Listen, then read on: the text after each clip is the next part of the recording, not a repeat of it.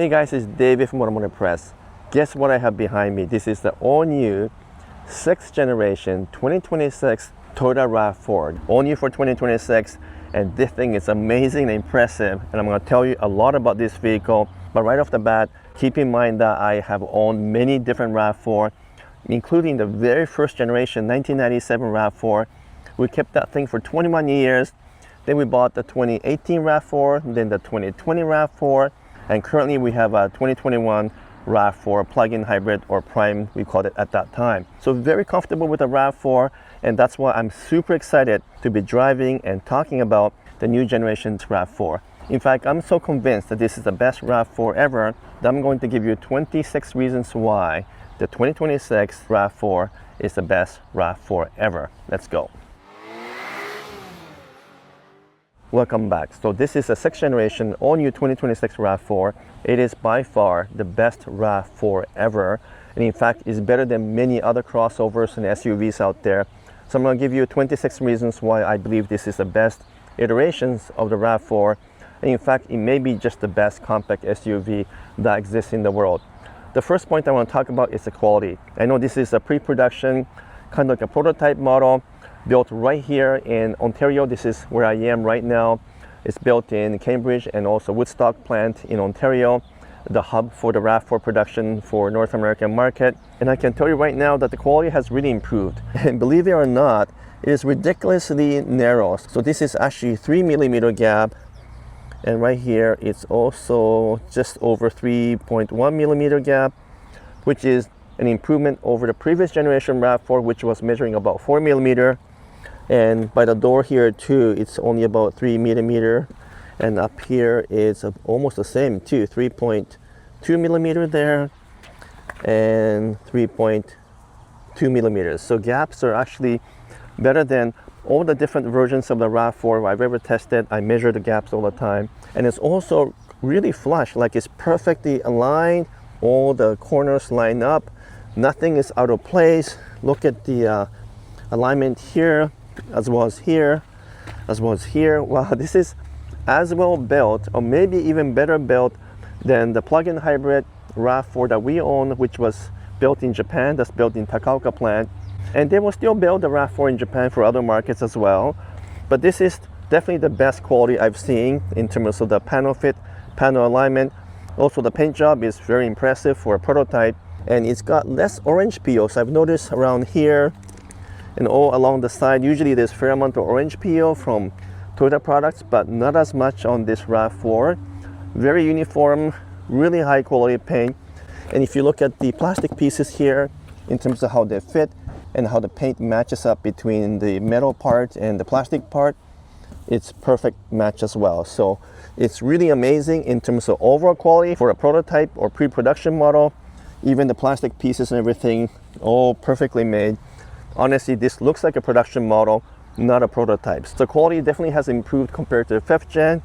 This thing is built like a tank. It has, I think, about the same level of quality as a Lexus. So very impressive indeed.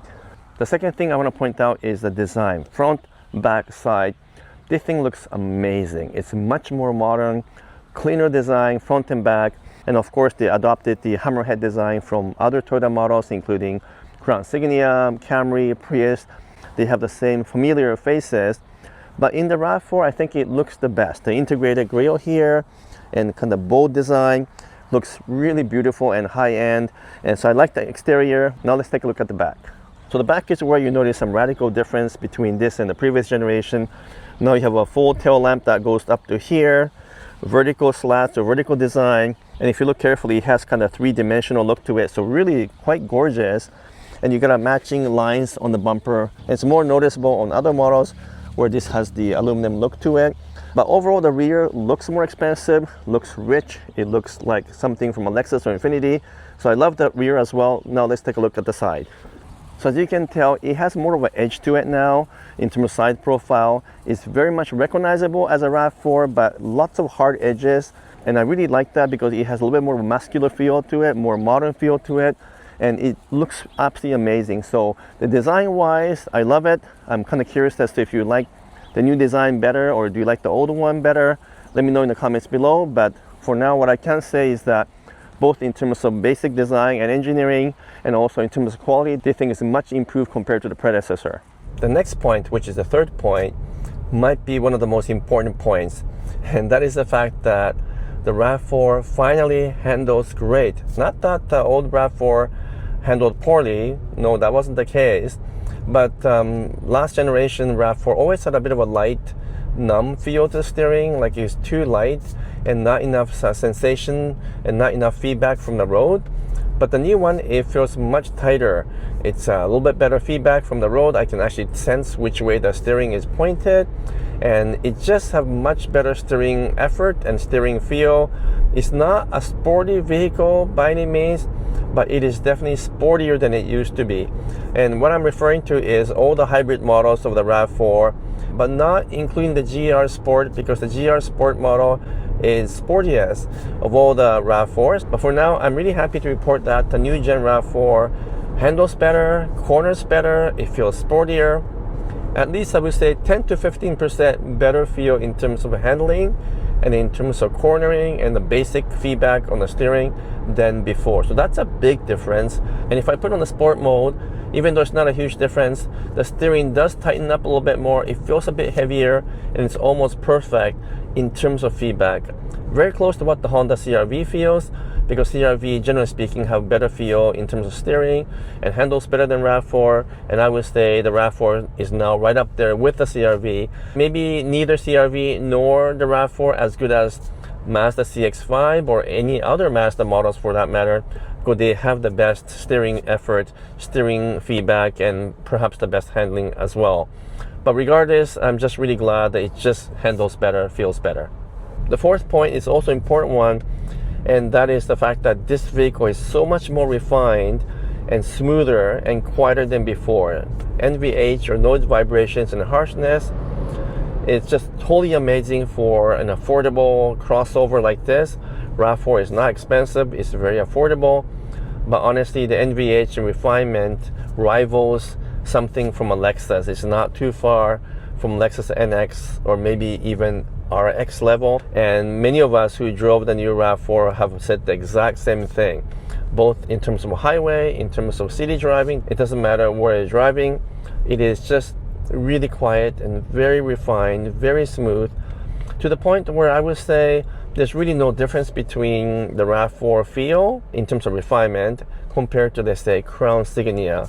Even though that's a Crown model, it's a flagship, it's more expensive, it doesn't feel any smoother and more refined than the new RAV4. So that's how much RAV4 has improved, and that's something that everyone will notice when they drive new 6th generation RAV4.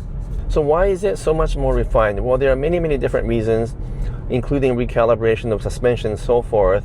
But really the most contributing reason is the fact that the entire body is more rigid and better built and better engineered. So that's my fifth point.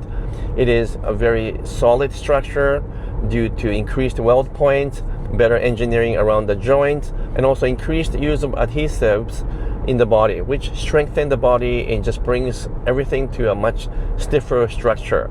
And you can really tell, because the whole body is just really rattle free, even though this is a prototype, and just feels absolutely solid.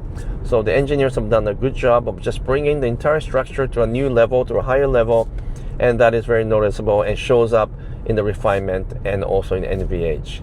The sixth point is the fact that this car has much smoother and better acceleration. So if I step on the gas like this,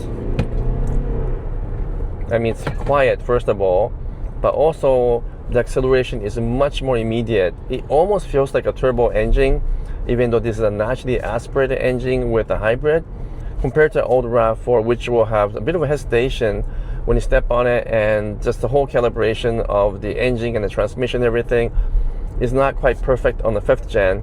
But on the 6th gen, very noticeable difference, just smoother acceleration, better acceleration. I believe it's about 0.5 seconds faster to 100 km per hour, or roughly 60 miles per hour, and therefore it is noticeable. But not just the numbers, just the feel of it on the road is very noticeable, because when you step on it, every single time, it just kind of takes off immediately, kind of like a turbo fuel, as I mentioned, even though There is no turbo in this model or any other RAV4 for that matter.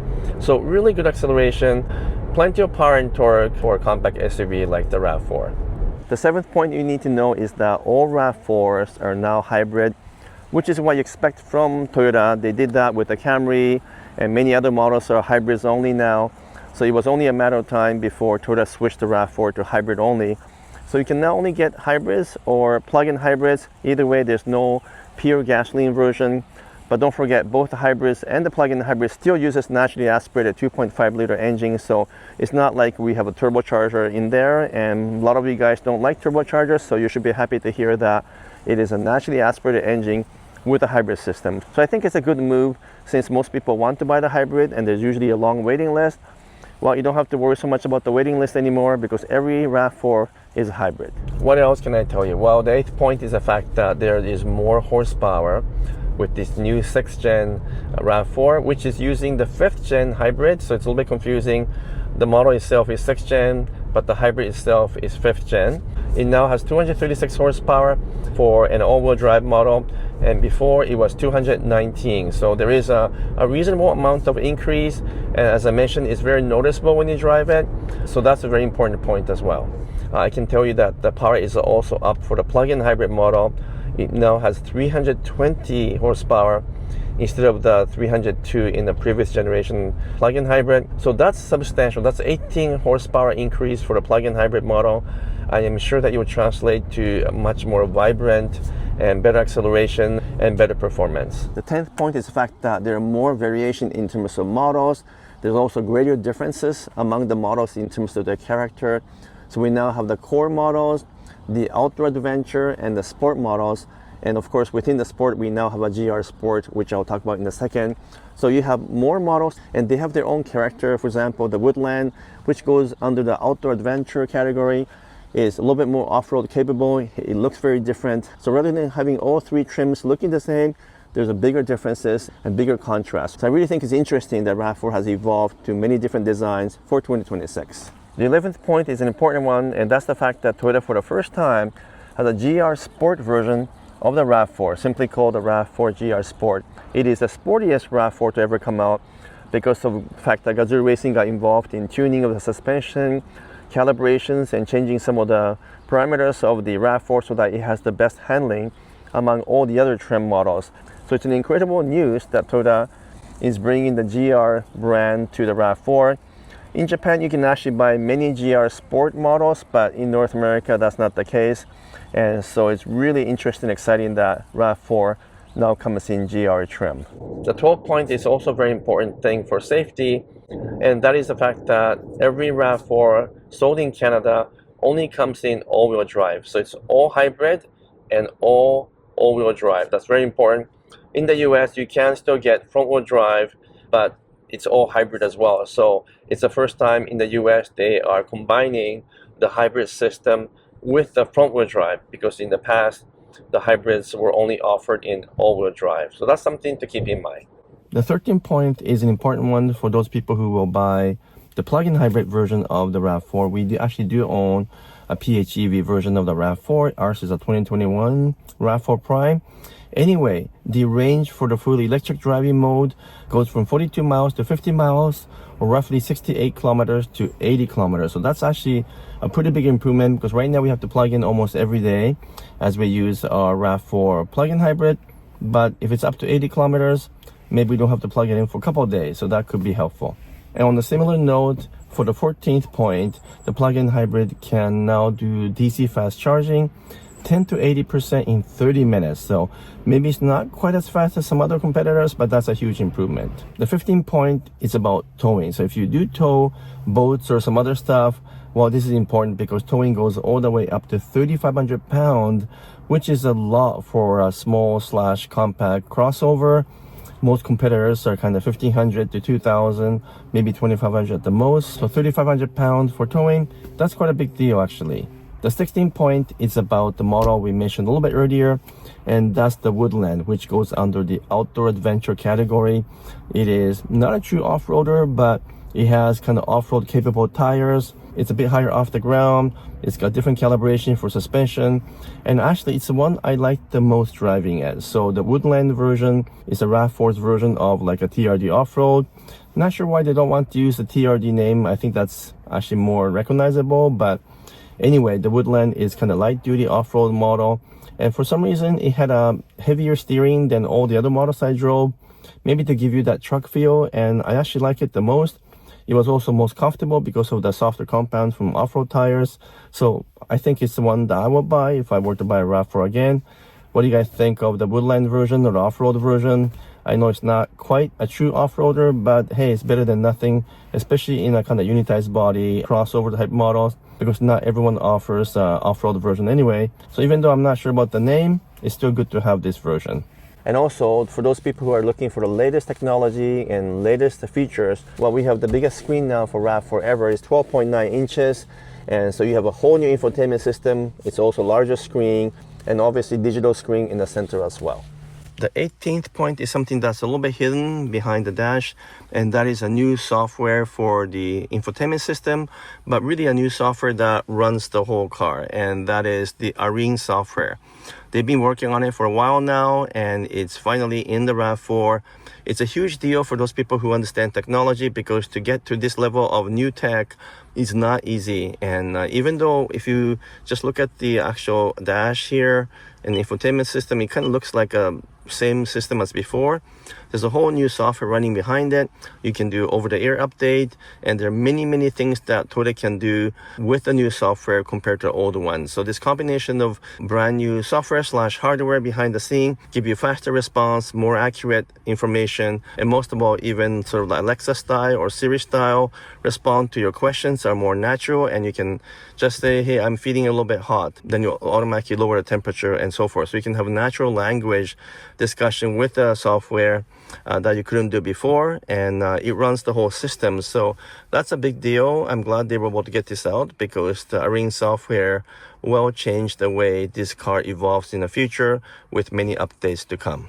The 19th point is kind of interesting one, because it's kind of like innovation in terms of engineering, and that's the fact that the center console not only is it bigger but also opens from both sides. So I can open this way, I can also open from passenger side, or I can push both buttons and then open it and take the lid off and then put it back and flip upside down. So I can put stuff in here. It's like a little tray now. Not sure if you would use that for that purpose, but it's nice that you have the versatility to have that kind of functionality. I can just take it off and put it back again. So very cool engineering. The 20th point is about the fuel efficiency. The previous RAV4 hybrid was already really efficient, but believe it or not, they managed to squeeze in another 10% improvement in the fuel economy of the new model. So it's a shockingly good fuel efficiency. I don't have all the official numbers yet, so that's coming later on. But keep in mind, both the plug-in hybrid and the hybrid would have improved fuel economy about 10%, and that's really good because this thing is so efficient already. By the way, Toyota has also improved the safety system for the new gen RAV4. It was Toyota Safety Sense 2.5, and now it's Toyota Safety Sense 4.0. So it is substantially improved and better technology in the new system. That's very important. In fact, it's the first time Toyota is offering a Safety Sense 4.0. So it's improved calibration, improved engineering and software to ensure that the accuracy of detecting people, detecting an obstacle, that kind of stuff, it's all improved. And so it should give you a bit of a wider safety margin. And yeah, so it's going to be really interesting to see how that translates to real world result. But you have a sense of peace knowing that Toyota has placed the latest generation safety system in the new RAV4. The 22nd point is something that's a little bit interesting, and that is the fact that this toggle type drive shifter is now available on some of the higher models. So I can go, this is reverse, this is drive, this is park, and it just takes up less space, so I get a little bit more efficiency in terms of packaging here. But of course, I still prefer the normal shifter that's on most of the RAV4s. But this is kind of interesting only because this switch design kind of looks straight out of a Porsche models, and that kind of give you a bit of a cool vibe. So that's my 22nd point. You can get shift-by-wire toggle shifter on some of the models. The 23rd point is, even though the RAV4 is the same size as before in terms of length in terms of the width. It's actually a little bit higher at the back here. It kind of kicks up a little bit. So you do end up with a better packaging for interior space. So you get more front space, front and rear, and also a little bit more in the cargo. Not a whole lot more, but just enough to make it more enjoyable space to spend time. You can see lots of space in the back as well. So it's actually a really good packaging. I mean, the RAV4 was already quite roomy and practical, but now it's even more so. 24th thing is the fact that it is overall a better visibility. It's not super noticeable unless you're driving the old version versus the new one back to back, but it is very noticeable as soon as you do that. A couple of things I've noticed. First of all, the front dash portion is lower, so there's more open, giving us much wider view in the front windshield. But I just noticed side windows and rear window as well seems to be a little bit bigger, and so it feels very airy, very open feel to it, and the visibility all around has improved. Even though the previous generation RAV4 was already good in terms of visibility, even better for 2026. The 25th point is the fact that you can get more accessories now on the new RAV4.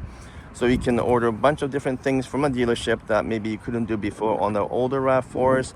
Now this one doesn't have it, but some models will have 1 1/4 little accessory mount. Not quite the full-size tow hook, but one of those smaller ones where you can put accessories on it, like a bike rack and so forth. So there's a number of interesting things you can do to the new RAV4, and there's more stories to come about that later on. Finally, for a 26th point, I'm going to bring up something that you already know, but maybe it's improved again, and that's the resale value of the RAV4. It's already incredible. We own many different RAV4, as you know, and every time we sell it or trade it in, we got so much money back, sometimes more than what we paid. Like the last RAV4 we sold was a 2020 RAV4 hybrid. We paid $33,000 Canadian. We sold it for $37,000 as a trade. So you know what, you can't complain. We had it for 4 years and we actually gained some money selling it. And so the resale value was already so good. It's only going to get better because usually when new models comes out, the resale value jumps even more, especially compared to the older model. And now since all RAV4s are hybrid, the resale value will continue to stay high because hybrids always have better resale value than non-hybrid. So I'm super excited about the RAV4. It's an amazing vehicle. They took what was already working and made it better all around with all the things we want from the RAV4. So it's the improved evolutionary version of the beloved RAV4. I'm glad they didn't make radical changes, but they did make changes in all the right places. And you know what? It's going to be a hot seller once again. So there's no question in my mind that this is the best compact crossover. It probably will stay as a global leader in terms of sales. And people are just going to run for this model because it's going to be a hot ticket item. So if you really want to buy one, I would put a deposit. I don't think the actual delivery will start until next year, maybe even into spring, especially for the PHEV version. So I would go to Toyota dealer now to put a deposit if you really want to buy one in the early spring. But otherwise, just wait 1 year, let them kind of sort out the bugs. Let them go through the first year of the changes, because there will be lots of small changes, and buy it maybe in the fall of 2026. Maybe for a 2027 model year. That way, you know, the first year bug season will be gone and you can buy one that's a little bit more mature and a little bit more evolved, and that's the one I would buy. Either way, I wouldn't consider anything else. Maybe the Honda CR-V is also a really good choice, and the all-new Mazda CX-5 could also be a really good car to drive if you enjoy driving. But if you want the best value, the best resale value, and overall the best vehicle in this segment, just get the RAV4. I hope you enjoyed my video. If you do, please give me a thumbs up, make some comments, and if you haven't done so yet, would you kindly subscribe, because many of you guys watch my video but are not subscribers. Well, more to come on the RAV4. Until next video, I'm signing off for now. Thank you so much.